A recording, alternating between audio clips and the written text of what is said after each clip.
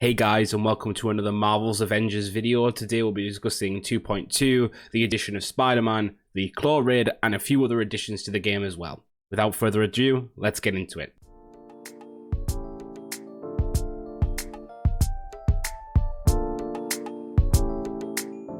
So first I want to discuss the shipments and the reintroduction of cosmetics to the Chastity McBride vendor. This is kind of a relatively straightforward topic. It looks fairly interesting. You've got not only the ability to get new recolors of skins, etc. and so on, the ability to get new skins as well, such as the Iron Man Wakandan stealth outfit.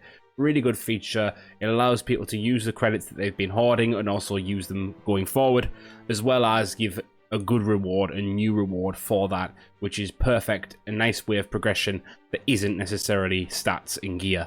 Alongside that, gear has also been improved to allow you to upgrade gear past its usual 10 power level increase, and as well as that, they've removed a lot of the congested kind of currencies that we had in game and made it very simple to understand what you need, now having just polychorons and fragments as opposed to the number of nanobots, etc. and so on we had before. Moving on to the main bulk of this patch, Spider-Man and the Klaw raid. We'll discuss Spider-Man first and then move on to the Klaw raid thereafter. Spider-Man is a really good addition to the game. Obviously, he is exclusive to PlayStation, which means a significant proportion of the player base can't touch him, but I will allay some concerns straight away. Spider-Man is not a full hero in the same way that other heroes were. He does not get a full comprehensive mission set. He has an introductory set of stills. It's kind of like a comic book introduction, and then a cutscene including Widow and Captain America, which kind of elucidates why Spider-Man will be joining the group. And that's relatively it so far, apart from a few audio files that you can collect through completing achievements. I can't attest to how far-reaching this is, as I haven't gotten through that yet, but so far it seems fairly straightforward. Thus, if you're on PC or Xbox, don't worry story-wise, you're set, you're not needing to worry. It seems the story is exactly where it was previous to this patch in regards to Spider-Man. Spider-Man is a really dynamic hero. He is extremely fun to traverse with and extremely fun to play, very acrobatic, very agile, and that's really fun. You're doing a lot of dodges and a lot of takedowns as well, which is really cinematic.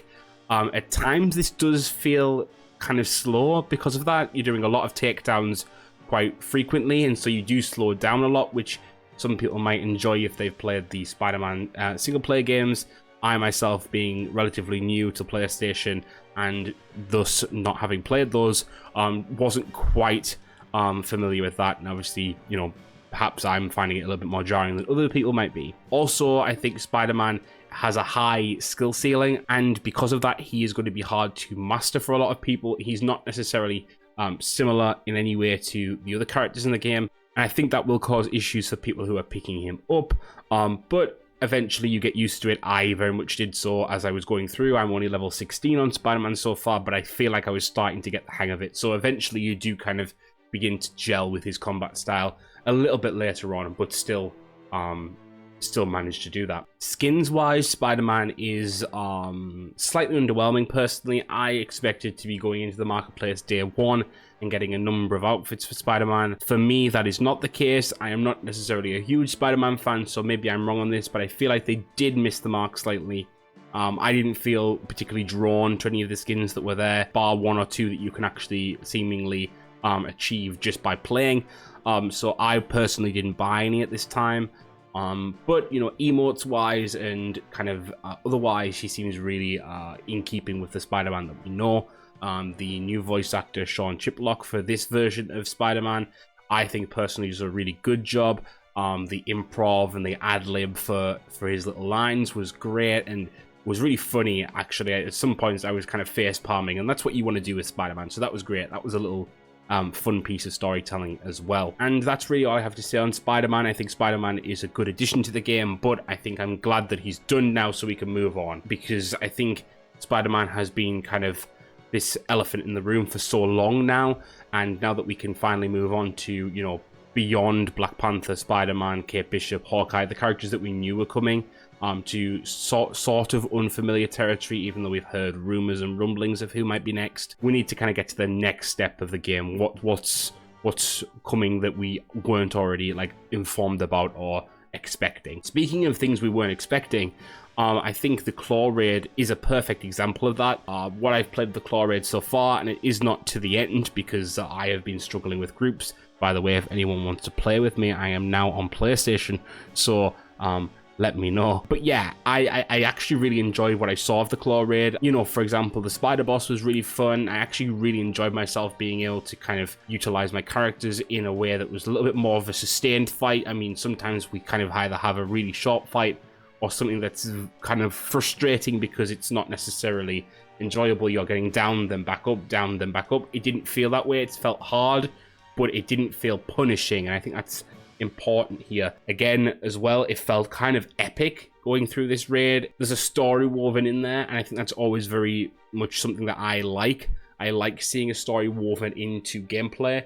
One thing I will say, however, is that I personally would have liked if they'd done a mode where you did it once as a story piece, because this seems very important to the ending of the Wakanda expansion. And some people will probably say, yes, but you should go in and try this content as it was intended. I'd agree, apart from if it weren't for it being the end of the expansion, kind of the end of the story, so to speak. If this was a side story or something else, 100% would I agree with that. But if you're not part of the end game, or you don't necessarily have a full group and you struggle every week to get to the end, if you're a story focused player like myself, you are now missing out on ending cutscenes, etc. and so on. The fact that they can scale it up to have an elite mode means they could scale it down to have a story one and done completion mode. I'm not asking for a easy mode to be repeatable, just that the story can be experienced by people in the game.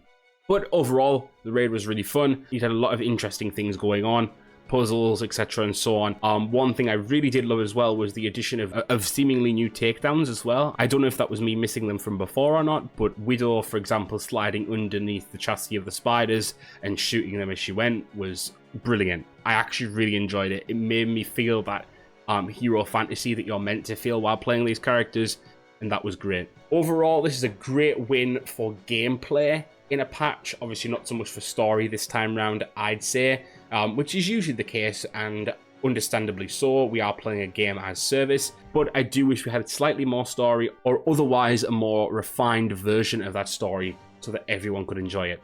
Overall, this patch is a success, though I will say for those playing on Xbox and PC, they might find it slightly lacking, especially because the hype around Spider-Man and the discussion around Spider-Man is so large right now and so important and kind of key right now to the discussion around Marvel's Avengers, that it does feel like you'd be missing out otherwise. That is sadly something that can't be changed at this moment, but I do hope that exclusivity isn't forever with this one, and that Spider-Man comes to all consoles eventually, especially if we're hoping for crossplay in the future. Anyway guys, I hope you enjoyed my review of patch 2.2 for Marvel's Avengers. If you did, please share, like and subscribe, and as always guys, thank you for watching.